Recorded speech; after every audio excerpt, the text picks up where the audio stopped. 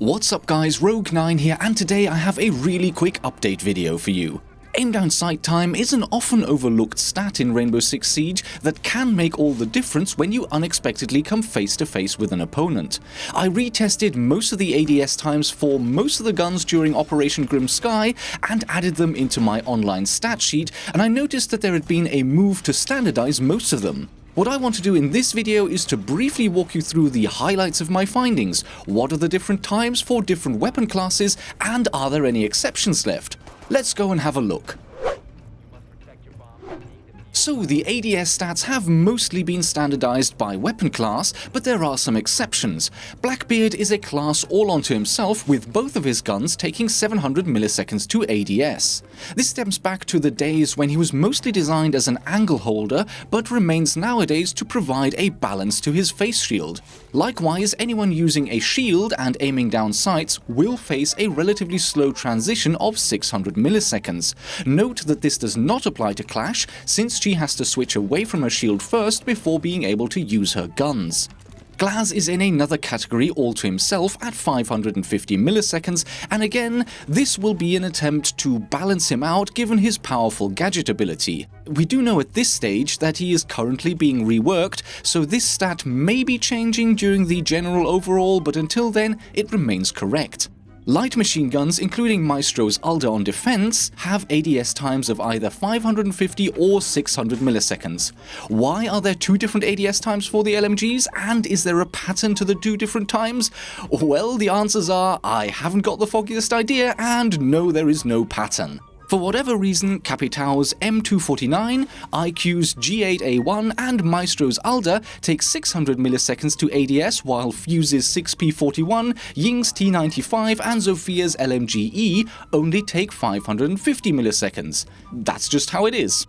The other attacker-exclusive primaries, i.e. the designated marksman rifles and assault rifles, aim down sights at 450 milliseconds, and this of course includes Jaeger's 416. Even though Jaeger is a defensive operator, he still carries a rifle rather than an SMG like most of his colleagues. Submachine guns and machine pistols, which is what I call the secondary SMGs, will ADS in 300 milliseconds. This time is also shared by most shotguns. And last, and in this case also most, I guess that's the opposite of least anyway, we have the best of all in terms of ADS time, the pistol class at 200 milliseconds. Those are the general rules you need to know right now, and before I finish off, let's quickly discuss some of the exceptions to these rules. First up, one of the two recent additions to the Rainbow Six Siege roster, Kaed. For whatever bizarre reason, his 9mm AUG A3 takes 450 milliseconds to aim, just like the assault rifles. And thank you to everyone who's been leaving comments on my recent videos reminding me that the AUG is of course originally an assault rifle platform, and that for this reason the ADS time could make sense. That is definitely a viable explanation, but I still find the developer's choice rather puzzling. First of all, the version of the gun that Kaed is using has an extremely short barrel that makes this weapon super compact. So from a size comparison perspective, this gun should really fall into the SMG category, in addition of course to the fact that it uses a pistol caliber. Plus, look at Vigil. His K1A is flat out a rifle carbine chambered in 5.56, just like Jaeger's 416, and yet the gun is completely modeled as an SMG, including the quick ADS time. To me, it makes no sense that Kaed should be disadvantaged in this way when no other defender is. What is even more confusing is that the ADS times have only just been standardized during Grim Sky, and now we get a confusing and seemingly unnecessarily exception added back in. But whatever, rant over, it is what it is. Another seemingly out-of-place exception is the French LFP 586 Revolver. As mentioned, all of the other pistols, including the extremely powerful Keratos and 44 mag semi-auto, will ADS in 200 milliseconds, but the LFP is slightly slower at 250 milliseconds. To me, this feels as if it's just an outdated stat from back in the day. It would make sense to me to assume that back when the LFP was the only really powerful pistol in the game, the devs decided to balance it out slightly with slower ADS time, and given that a large revolver like this would also be much heavier than other pistols, it would have made complete sense at the time. But of course nowadays we have the Keratos and 44 mag, and from a balancing perspective I feel that the LFP has been left a little outdated. Removing this slower ADS time and maybe even increasing the long-range damage would be totally justifiable updates to the LFP, or, shocker, maybe the new trend in adding incredibly powerful long-range pistols could be something worth looking at.